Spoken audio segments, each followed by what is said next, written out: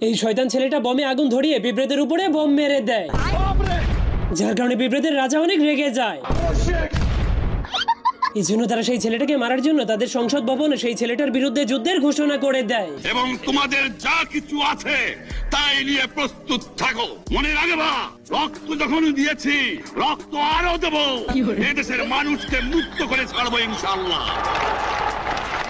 এরপর তারা তাদের সব সৈন্যদেরকে নিয়ে ছেলেটাকে আক্রমণ করার জন্য তার দিকে যেতে শুরু করে, কিন্তু তখন তারা দেখতে পায় শয়তান ছেলেটা তার ঘরের বাইরে পড়ে পড়ে ঘুমাচ্ছে। এই জন্য পিঁপড়াগুলো সেই সুযোগে তার বমগুলোকে চুরি করে তার বম দিয়ে তার উপরেই আক্রমণ করে দেয়। এই জন্য সে অনেক রেগে যায়, তোর মরণের চুলকানি উঠছে। এরপর পিঁপড়েগুলো তার উপরে ফুল স্পিডে একসঙ্গে অনেকগুলো বম দিয়ে আক্রমণ করতে শুরু করে দেয়। এমনকি একটা পিঁপড়ে লুকিয়ে লুকিয়ে তার হেলমেটের মধ্যেও বম ঢুকিয়ে দেয়। এই জন্য সে যখনই হেলমেটটাকে পরে